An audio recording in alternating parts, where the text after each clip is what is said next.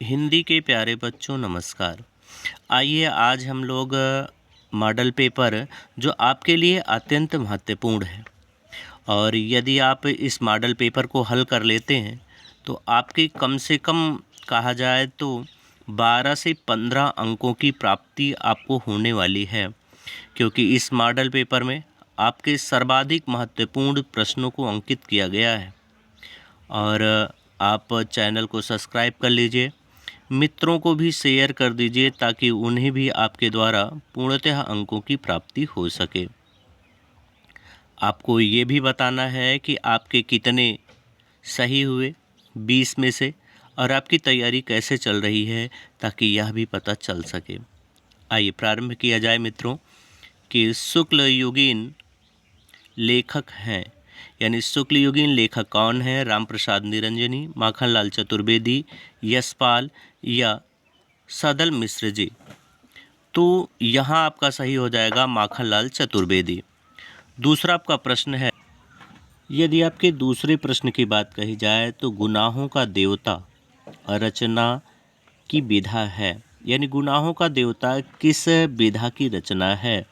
ये कहानी है, नाटक है, उपन्यास है या आत्मकथा है? तो गुनाहों का देवता धर्मवीर भारती की है और यह एक उपन्यास है। तीसरा प्रश्न यदि कहा जाए मित्रों तो किशोरीलाल गोस्वामी की रचना है सरस्वती, राग दरबारी, धुलाई वाली और इंदुमती। तो यहाँ गोस्वामी जी की रचना जो है तो मित्रों आपका हो जाएगा इंदुमती। वैसे यदि अन्य भी रचनाएं इनकी कही जाए मित्रों कि किशोरीलाल गोस्वामी जी की अन्य रचनाएं कौन सी हैं, तो आपने गुलबहार सुना है, मदन मोहनी नाम सुना है, ये भी किशोरीलाल गोस्वामी जी की रचनाएं हैं।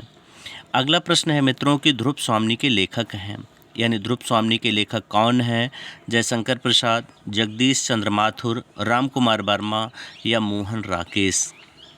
तो आपका सही हो जाएगा कि राम कुमार वर्मा जी नहीं हैं बल्कि जयशंकर प्रसाद जी ध्रुव स्वामी के लेखक हैं।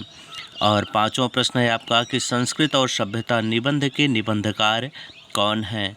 रामदास ना, श्याम सुंदर दास, रामचंद्र शुक्ल और डॉक्टर नागेंद्र। तो यहाँ आपका हो जाएगा रामचंद्र शुक्ल जो है वो भारतीय संस्कृति और सभ्यता के लेखक हैं। अगला है मित्रों कि भाव विलास के रचयिता कौन हैं? भाव विलास के रचयिता यदि कहा जाए मित्रों तो भूषण, केशव, मतिराम या देव। तो कौन से आपके कवि होंगे? तो यहाँ हो जाएंगे मित्रों देव। वैसे भवानी विलास भी इनकी एक रचना है। और अगला प्रश्न कहा जाए मित्रों सातवां तो मुक्ति रीत मुक्त काव्यधारा की रचनाएं हैं। वैसे आप जानते हैं कि रीत मुक्त धारा के कवि कौन कौन से हैं, जिनमें आप बोधा, आलम, ठाकुर और घनानंद के नाम आप गिन लेते हैं।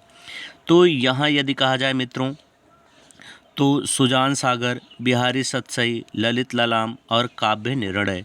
तो यहाँ आपका जो विकल्प सही है मित्रों वो हो जाएगा सुजान सागर। ये इनकी रीत मुक्त की काव्य रचनाएं हैं। वैसे ललित ललाम कहा जाए मित्रों तो ये आपके मतिराम की रचना है। आठवां प्रश्न है मित्रों दूसरा तार सप्तक का प्रकाशन कब हुआ? वैसे तार सप्तक की बात कही जाए तो आइए बोर्ड पे देखा जाए मित्रों यदि रीतिकाल को कहा जाए रीतिकाल, तो रीतिकाल आपका प्रारंभ में 2 खंडों में विभाजित था। पहला खंड यदि कहा जाए तो आपका रीतिबद्ध है और दूसरा यदि कहा जाए मित्रों तो आपका था रीत मुक्त। मित्रों कहा यह जाता है कि रीतिबद्ध आगे चल कर के 2 खंडों में विभाजित हो गया था, जिसमें एक था आपका रीतिबद्ध और दूसरा जो आपका खंड बना वो हो गया आपका रीत सिद्ध। रीत सिद्ध मित्रों यदि इनके कवियों की बात कही जाए मित्रों तो रीतिबद्ध, पहले रीति मुक्त देख लिया जाए तो रीति मुक्त में मित्रों बोधा, आलम, ठाकुर और कौन, घनानंद के नाम लिए जा सकते हैं। रीत सिद्ध कहा जाए मित्रों, वैसे रीत मुक्त किसे कहा जाता है, जो यहाँ से आप देखें, रीति से आप यदि देखें तो रीति का अर्थ है आपका मार्ग, यानी यह मार्ग कह सकते हैं आप, परंपरा कह सकते हैं, यानी जहाँ हम एक मार्ग का अनुसरण करते हैं।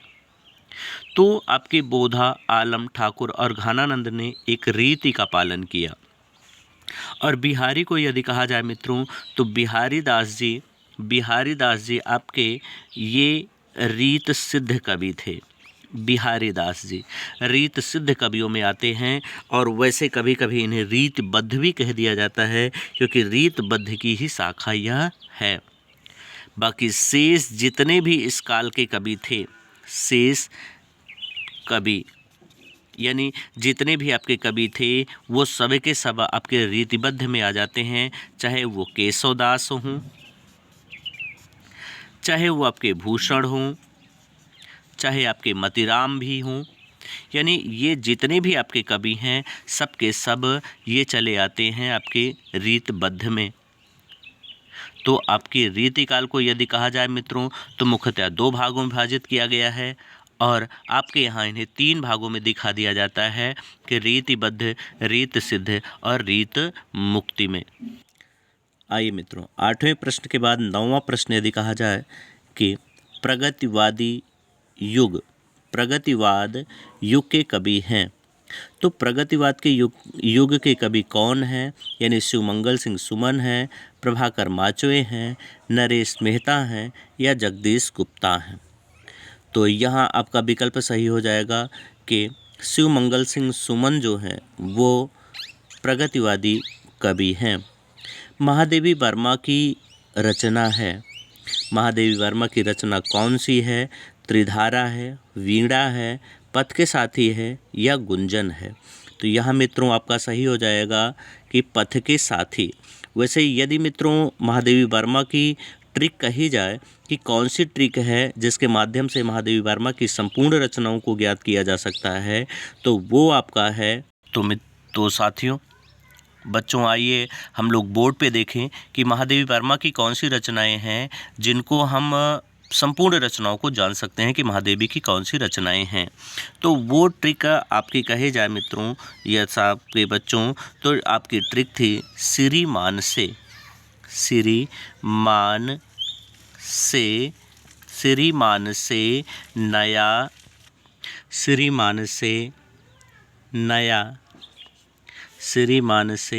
नया पर्दा।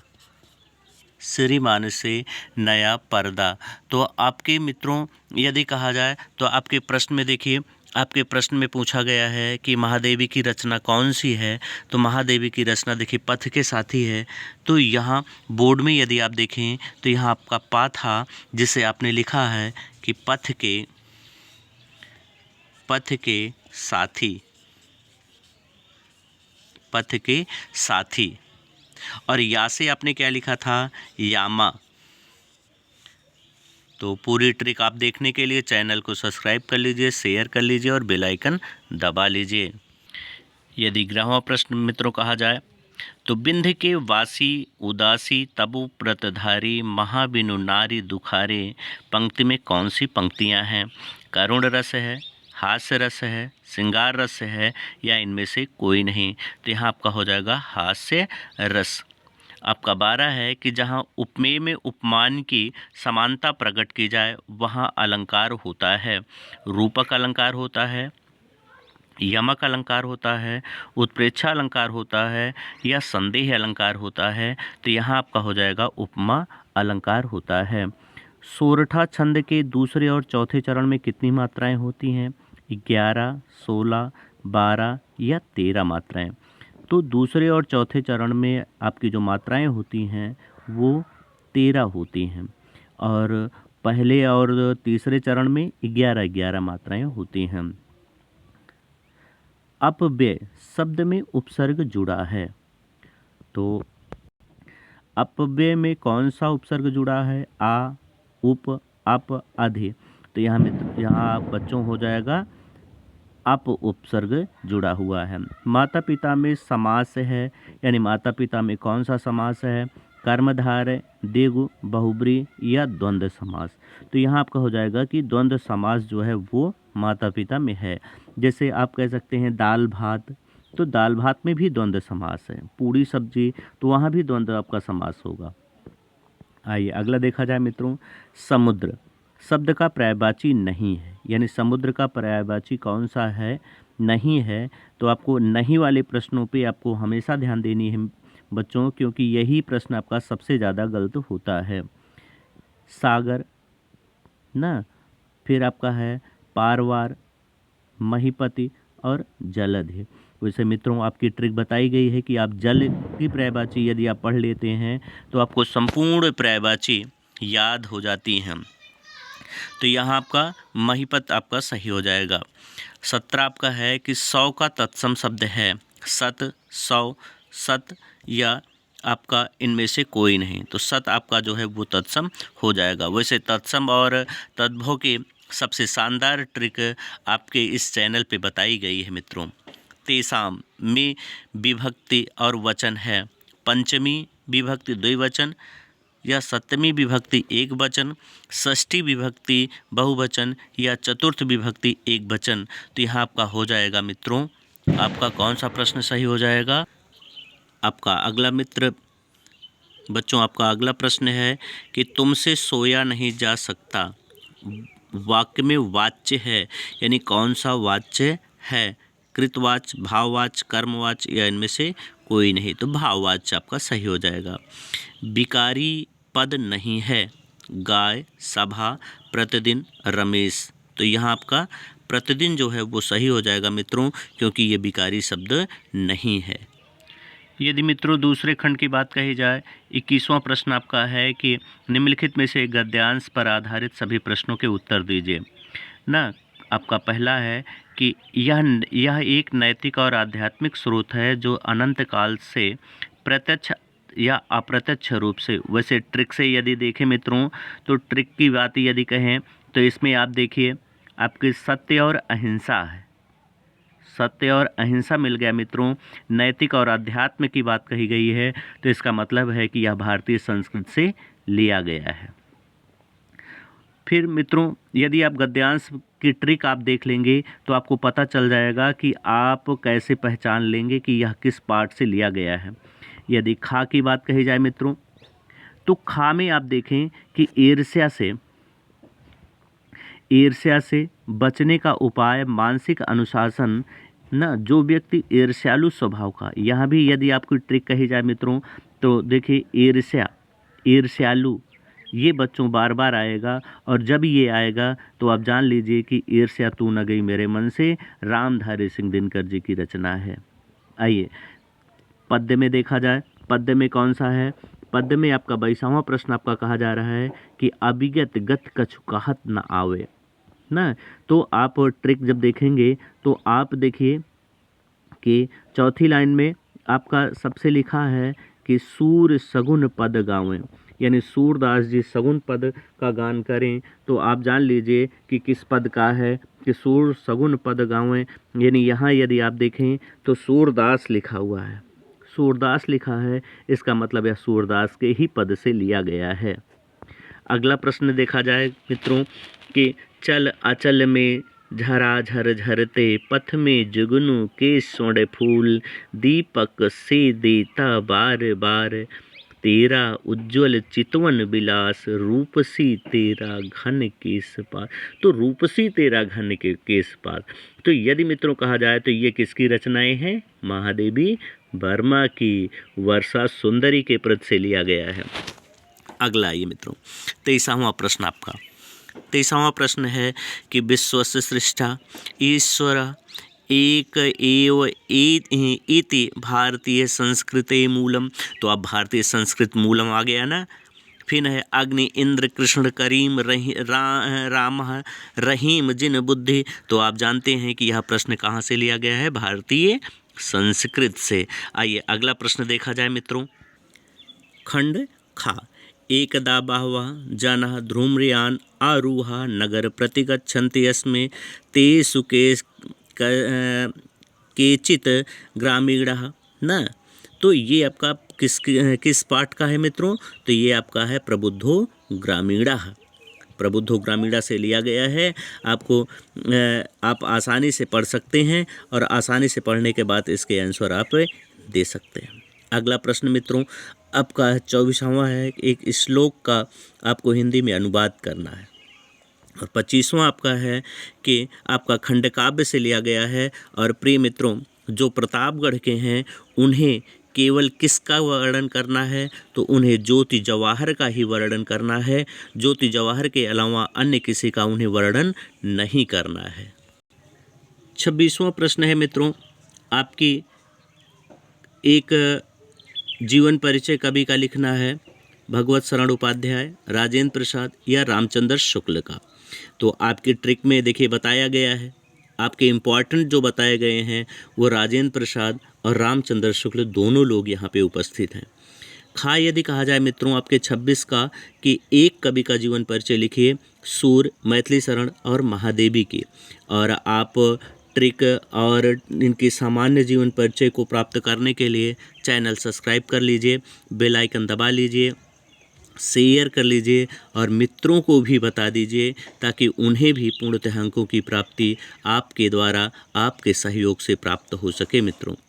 27वां प्रश्न यदि कहा जाए मित्रों तो आपको अपनी पाठ्य पुस्तक से एक श्लोक याद कर लेना चाहिए। और श्लोक यदि कहा जाए तो प्रबुद्धो ग्रामीणा में सबसे अच्छा श्लोक है मित्रों कि आप दोच दूरगामी साक्षरो नाचा पंडिता ना। तो आप श्लोक यदि गा कर के पढ़ेंगे तो आपको पूर्णतः याद हो जाएगा और अंकों की प्राप्ति पूर्णतः होगी।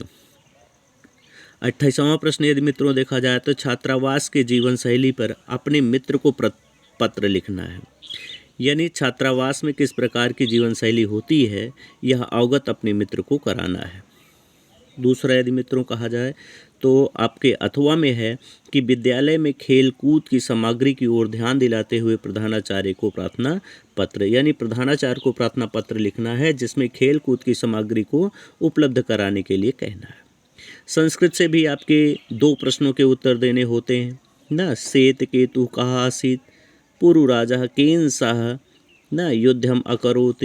यानी श्वेत केतु कौन था और पुरुराज किसके साथ युद्ध किया। चंद्रशेखर स्वनामः किम औदत, यानी चंद्रशेखर ने अपना नाम क्या बताया। भूमे गुरुतरः किम अस्ति, यानी भूमि से भारी क्या होता है। आपका 30वां प्रश्न है मित्रों, अंतिम प्रश्न है कि एक निबंध के विषय में आपको बताना है कि इसमें एक निबंध लिखना है मित्रों। इसमें देखिए आपके जो ट्रिक आपको बताई गई है उनमें यदि आपका कहा जाए आपके निबंधों के विषय में जो बताया गया है उनमें से देखिए आपके जीवन में विज्ञान का महत्व, आतंकवाद और छात्र तथा अनुशासन तीनों के तीनों आपके दिए गए हैं। और यदि मित्रों आप इनका अध्ययन कर लेते हैं, इस मॉडल पेपर का अध्ययन कर लेते हैं जो आपको सुझाया गया है, जो आपको बताया गया है, तो आपको पूर्णतः अंकों की प्राप्ति होने वाली है। मित्रों को भी शेयर कर दीजिए ताकि उन्हें भी इस प्रकार के आपके सहयोग से उन्हें पूर्णतः अंकों की प्राप्ति हो सके और वो भी ये कह सकें कि हमें अच्छे चैनल के विषय में बताया गया है। आपको हल करने हैं, अपने सर को दिखाना है या आपकी मैम पढ़ाती हैं तो उन्हें आपको दिखाना है कि आपके कितने सही हुए। और बच्चों के पास भी, यानी सबके पास इस मॉडल पेपर को पहुंचा दीजिए ताकि उन्हें भी पूर्णतः अंकों की प्राप्ति आ सके और 2025 की परीक्षा में सर्वाधिक अंकों की प्राप्ति हो सके। धन्यवाद मित्रों।